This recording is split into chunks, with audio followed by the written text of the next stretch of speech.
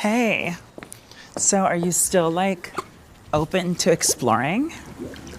I don't know, I'm open to exploring an idea of exploration. So you do want to explore? Yeah, I'm exploring that idea, I guess, yeah. I'm drowning in the deep end. Won't you save me? Save me. Okay, but I just feel like we've explored. I feel like we've explored. And like now we're like exploring each other. And now we're exploring each other. Like that's the whole point. That's the whole point of this show. I think it's a great idea to explore what's not explored. So let's explore the unexplored. And just explore shit. You explore shit, I explore shit. Okay, well, if you're gonna explore, then I'm gonna explore. We go ring around the rosy, a pocket full of posy. Sorry, one of us is approaching this with an explorer mindset. We explore cause we're nosy. We explore and How much exploring do we need to do? Right, but that's the whole idea of exploring though. Keeping your options open for exploration and exploring what is out there to be explored. Well, have fun exploring. we go round and around till we all fall down. There's no more exploring to do. And now I'm gonna walk away. Calm down. Let me call you. When that I got a text. Hello, this is a smoothie. This is a melody. I got a text. This is a melody.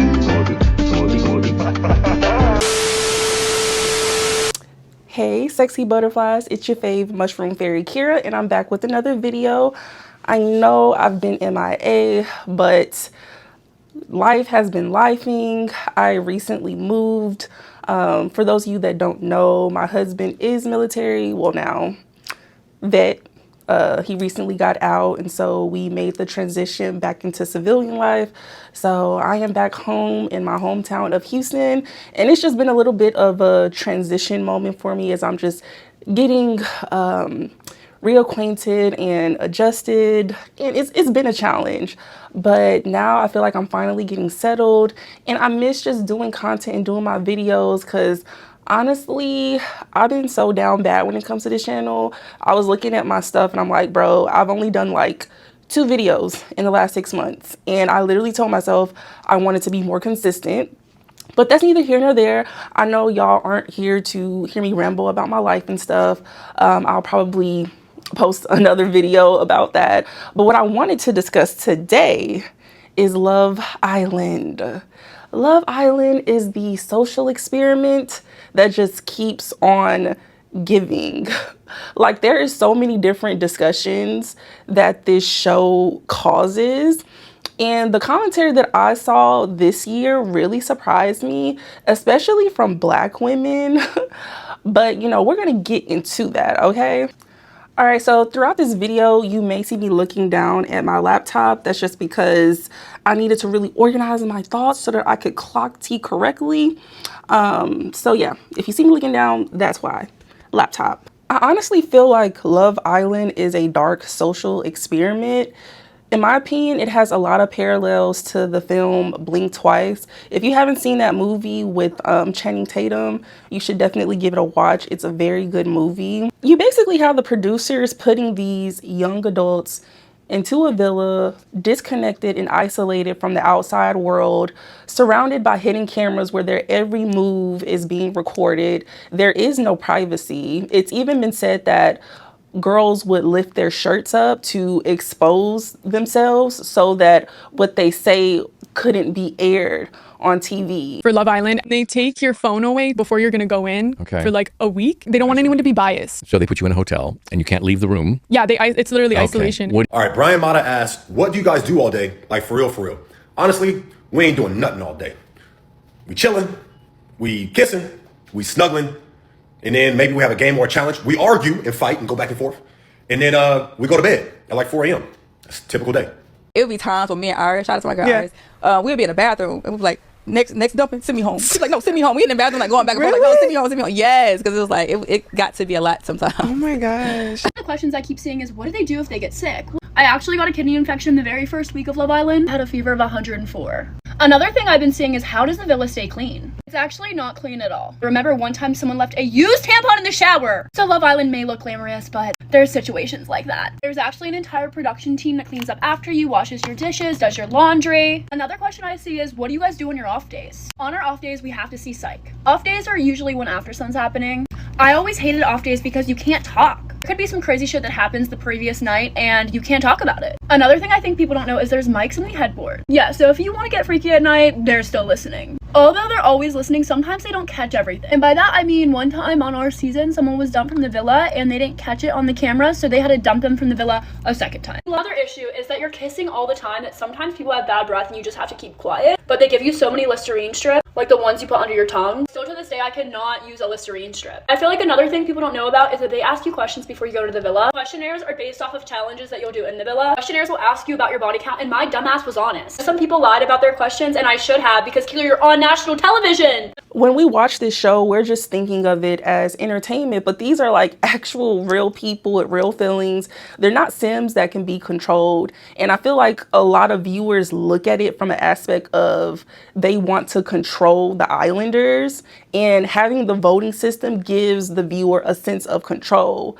But it's all like, none of this shit is real. The producers get 24 hours worth of footage that they essentially condense into 1 hour to push out a certain storyline and narrative.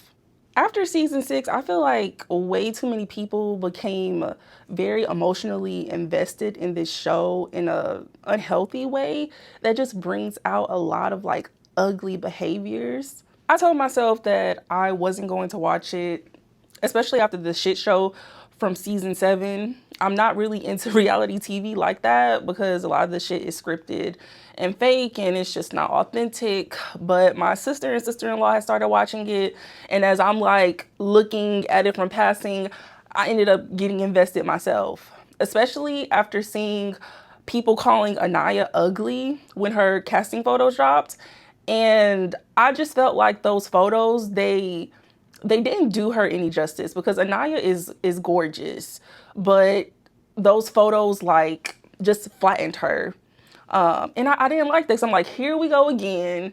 You know, we got this dark skin, unambiguous Black woman going on this show, and the colorism is already starting. Like, we are in for a ride. So I'm gonna circle back to that. But first, I want to talk about the challenges, because the challenges this season were so gross and disgusting. Like, it literally gave sex ritual,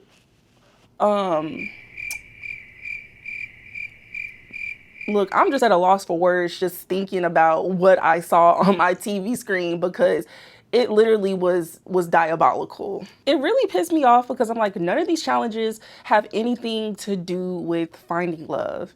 If anything, I feel like they have those islanders doing those challenges to appease like some perverted white executives in the background. I don't know. Allegedly, look, the world is a dark place, and I just don't put it past anybody.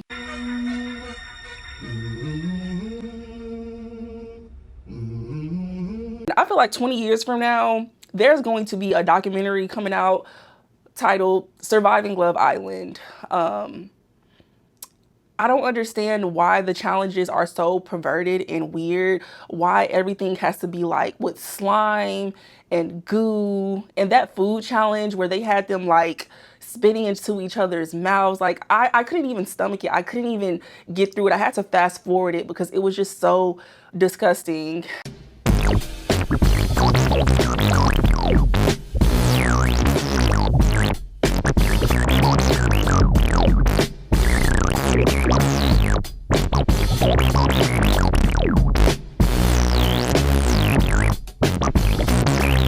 Also, the challenge between like Casa Amor and the Villa, like towards the end when everybody was just kissing all over each other, humping all over each other. It was just giving like one big orgy. And I'm just thinking to myself, like, what the hell am I watching? What is this?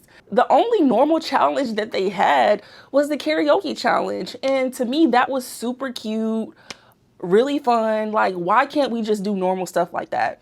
Why does it have to be so disgusting, so perverted? But I just feel like they got some perverted old white executives that is paying them on the back end to make them do that shit. Two things that this season of Love Island showed me is that everyone is allowed to have a preference except for Black women, especially if you're a dark-skinned Black woman. And everyone wants to feel desired. It's okay for everyone to feel desired except for a dark-skinned Black woman. And a lot of people were showing their hypocrisy this season. Like, it was literally insane. So at the beginning of the season, people were calling Anaya colorist because she stood behind Sincere's door and didn't initially pick Casey. But I guarantee if the roles were reversed, Casey wouldn't have picked Anaya. And he held that against her because he constantly brought it up. You didn't pick me. I mean, technically, y'all didn't pick each other and y'all were forced into a couple. I picked you time and time again. Even when the first day, nobody picked me. You feel me? Let's not forget that part. Like, the hate was so bad that even Anaya's own mother had to come out and let people know that she's only ever dated Black men.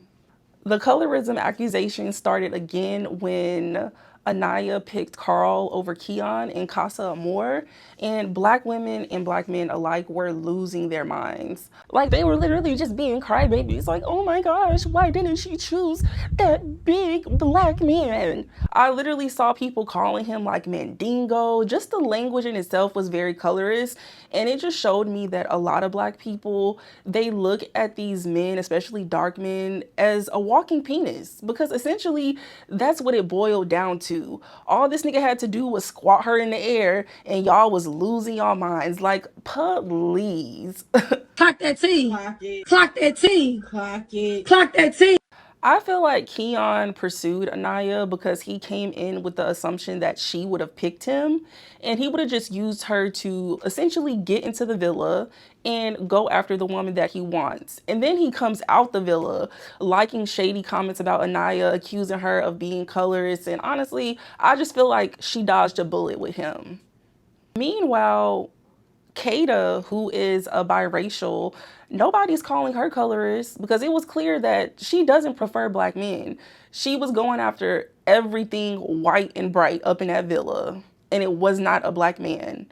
But the dark-skinned Black woman is expected to prefer every Black man that looks her way. Like, that's crazy to me, because if the roles are reversed, dark-skinned Black women are always told, Oh, it's just a preference. Get over it.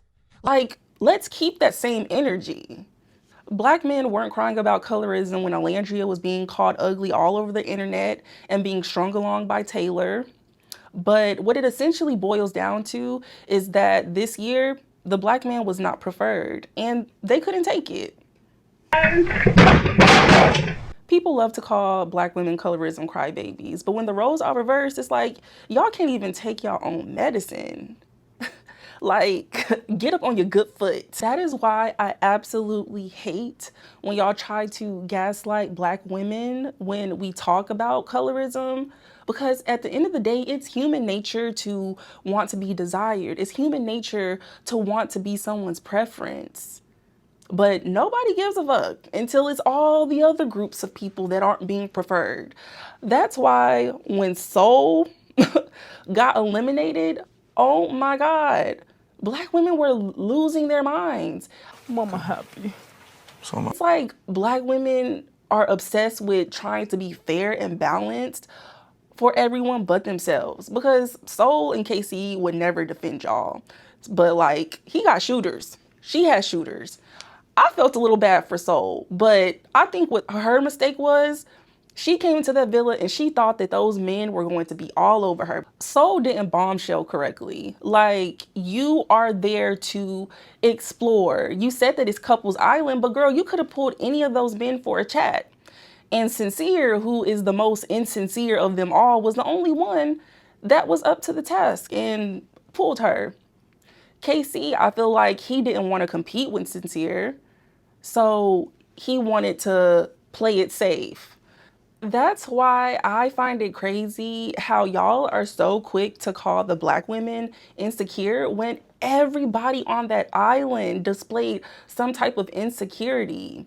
Let's start with Melanie. Shoot, at the beginning of the season, when Kato was talking to Sincere, Melanie was feeling that insecurity. She was acting like she didn't know Kata's name. She was being real catty. Like, it was giving light skin versus light skin. Also, Kenzie, her whole worldview was shattered when she saw that none of the men preferred blondes. Like, think of that. Meanwhile, she's not even a natural blonde, but she just couldn't believe that none of these men preferred her when socially she has been at the top of the beauty standard. But the difference between Anaya and Kenzie is that Kenzie moved accordingly and started to explore. And I feel like deep down, Anaya always knew that Casey wasn't really feeling her, but it was like this sense of loyalty. And then he gave her that old rehearsed talk about her being the blueprint, which sounded like some shit that he read off of Twitter. I clocked that nigga teeth from that day. Like, it was given very much performative and black women were eating it up. Like, y'all are so gullible. Basically, the point that I'm trying to make is that everyone wants to be desired. Everyone wants to be preferred. It's not just a black woman thing. This is essentially why Honda had a breakdown last season and was doing the most, because she couldn't believe that Shelly, a dark-skinned black woman, was being more pursued than she was. And dare I say that a woman like Huda is the monster that black men created? Ooh, is that too much? Is that too much? Okay, hold on. It's quiet on the creek. Let me stop.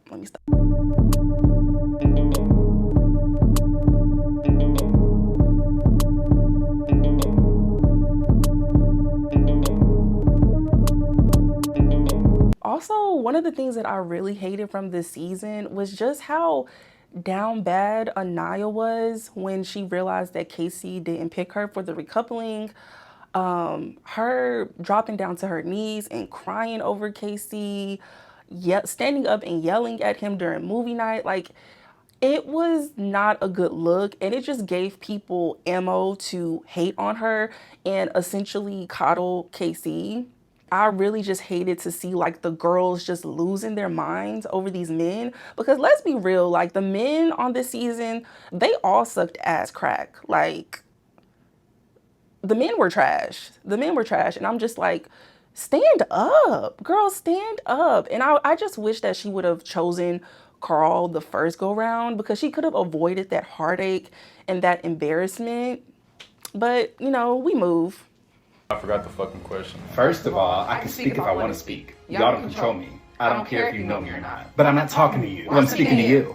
I'm not talking to you though, so stop talking to me. I'm talking to him. First of all, you're a little girl. I'm not a little girl. You just got in here. Bitch, I don't know you.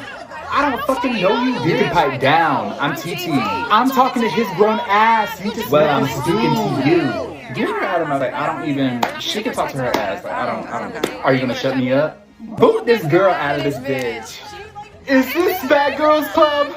Also, we have to talk about TT and that whole I'm TT moment. Like, I mean, it made for good reality TV, but it just was not a good look, because you have this woman coming in aggressive and defending her man while Casey is over there smirking and smiling at the whole thing. Like, that was exactly what he wanted. The way things played out during that recoupling, that was exactly what he wanted. TT came into the villa with not came into the villa, but she came into Casa set on Casey.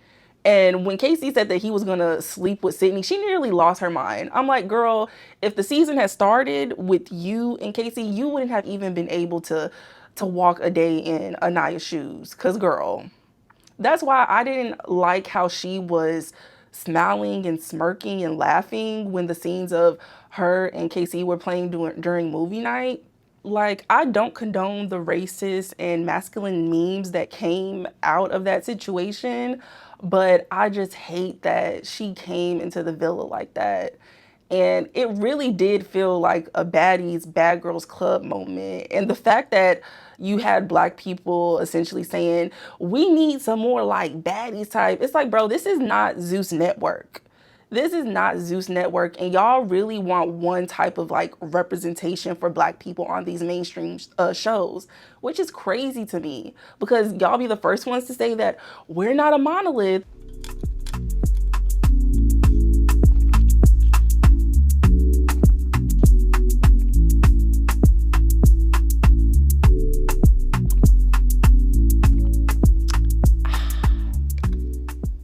Another thing that's funny to me is how everybody, mostly Black men and white women, are crying about Love Island being rigged.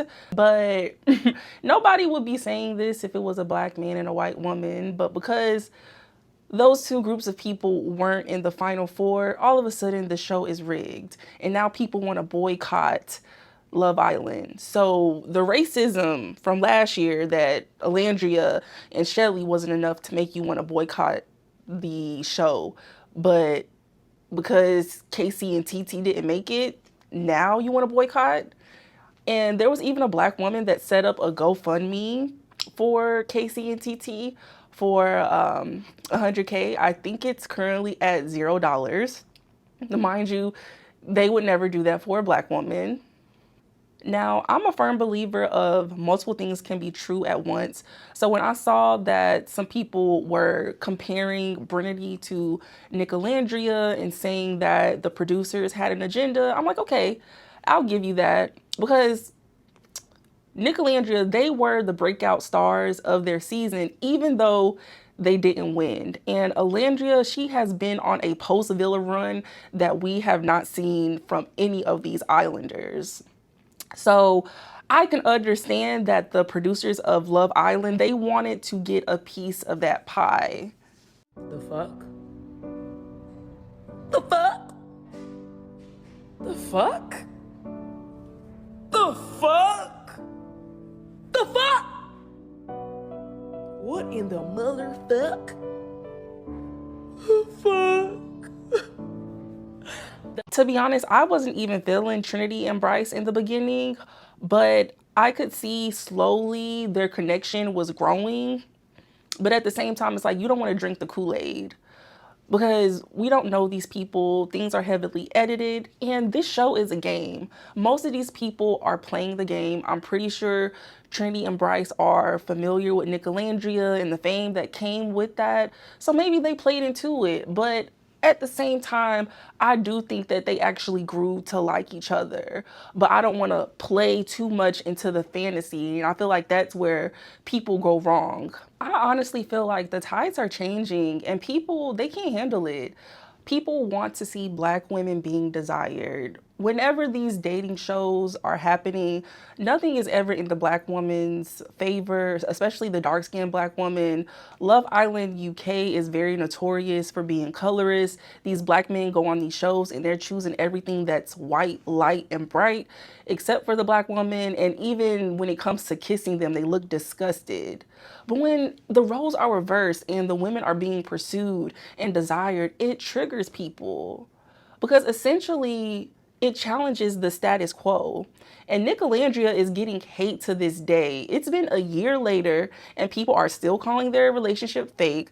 They're still harassing Nick and Alandria. There's even some clashing in the fandom. I got on Twitter and I saw like the beef that's going on between Brinity and Nicolandrians.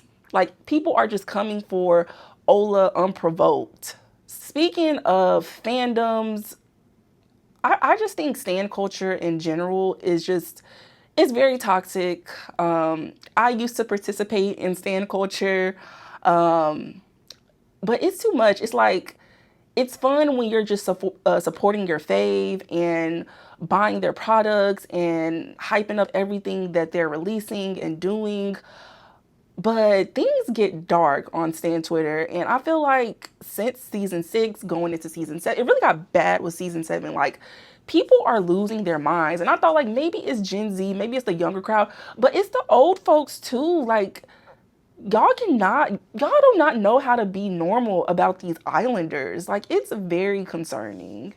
Y'all literally treat them like Sims that you can just control and bend to your will however you want.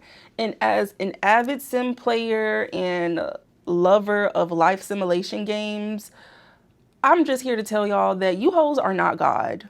You cannot control these people. Like, we have to remember that these are real people. They basically sit you down with people from the comms team and they kind of walk you through your season, and they're like, okay, like this popped off and became a meme, and this was a big story and people didn't like it, but it blew over and it's fine. Your ex came out at this point and said this to, you know, this magazine or this tabloid or whatever. So they kind of walk you through kind of like what the vibe. Yes. And then you get your phone back. It's so jarring for them going from being watched all the time, but they forget because they're in their bubble, to being watched all the time. And then they're so aware of all of the eyes. Love Island UK had 3 suicides alone between 2018 to 2020. And that's a lot of people for such a small group of folks that go onto this show. So it's like, yes, you can have your opinions, but the leaving hateful comments and trying to harass and dox, that's, y'all be doing too much. Like, there's people that I don't like, that I don't prefer, but I would never go on their pages and leave hate comments. Like, honestly, I just feel like the internet just brings out the darkest parts of humanity, because a lot of people are very comfortable with saying things that they wouldn't have the balls or pussy hairs to say in person or say to your face.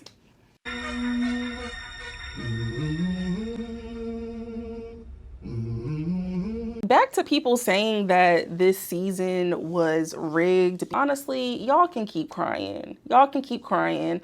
I hate that Black women are even going on this show because it feels like a humiliation ritual. I loved the final dates that Trinity and Bryce had, and Carl and Anaya. Oh, Carl and Anaya, their date was my favorite. It was given fairy tale, Disney princess. Like, the budget was up for her. To me, it was given like they were the winners. Zach, oh my God, it's going so fast. Did you say that? Zach, Zach, oh my God, it's a speedboat, Zach. Zach, my name is Kayla, not Bryce. Zach, oh my God. Can you do this? Bryce, Zach. Zach, shut the fuck up. Honestly, you're pissing me off. Don't drop me, Zach. You wouldn't drop Bryce, Zach. Anyways, I'm happy for Trinity and Anaya. I can't wait to see what they do post-Villa and how they handle their newfound fame and influence. I just saw today that Trinity actually signed with an agency, WME, which handles a lot of big celebs. So let's give it up for her, Miss Trin. But all in all, I feel like Love Island is just one big social experiment. It really gives you a peek into human behavior and human psychology. That's why I love when like therapists and behavioral specialists, they kind of do their analysis, because they actually have the education and can really clock it and break things down. But yeah, this season was a mess. I feel like the show is just going to get more and more ridiculous as the years go on, because now people see that you can build a career and become an influencer from this show. And most of these people, they're not here to find love. They are there for the exposure. I guess if you do actually find a connection and find love, that's a plus. But essentially, everybody is there to play the game and to win. And last thing that I gotta say about the men, Corbin, fuckboy. Zach is very effeminate and insecure, and he's the type of person to test boundaries and mask it as a joke. He was also very messy, trying to come between all the other couples. And I didn't like how he was trying to insinuate that Bryce wasn't into Trinity and asking Carl what his type was. I feel like Carl handled that question very good. He said tall and athletic. So like, it's not like just because you have 2 fishes, you gotta like put one back. Like you can still have 2 fishes and be like, wow, these are beautiful fish. Don't even get me started on Sincere. The only reason why he even made it into the top 4 is because Melanie carried him. People liked Melanie, but they didn't like Sincere. And for some reason, she just kept giving him chance after chance after chance. Like, girl, your mama and your sister are telling you that you deserve better, but she's all, but I like him. Like, after movie night, I would have cut him off. But I mean, I guess. Caleb was boring as hell. I feel like he was literally put in the villa for Kenzie, but he did not understand the assignment as a bombshell, and he rarely explored. Gabriel was a horn dog. I don't understand why the men were so upset when the girls sent him home, because he was literally crying to Bia just to be slobbing down Jen the very next day. Like, you obviously weren't that very hurt and distraught over her going home. You can't tell me that Dylan is not a paid actor. Like, him and that fake ass crying just blew me. Like, please. You've only known this girl for 2 business days. And Kenzie, she got way too much screen time. They gave her way too much screen time for those stale ass love triangles. And I do feel like if she wasn't exposed during movie night, she would have kept exploring with Gaul. But once her T was clocked, she was kind of forced to go with Dylan. But that's just my opinion. Anyways, that is all I have for this video today. Please let me know your thoughts. And until next time, sexy butterflies.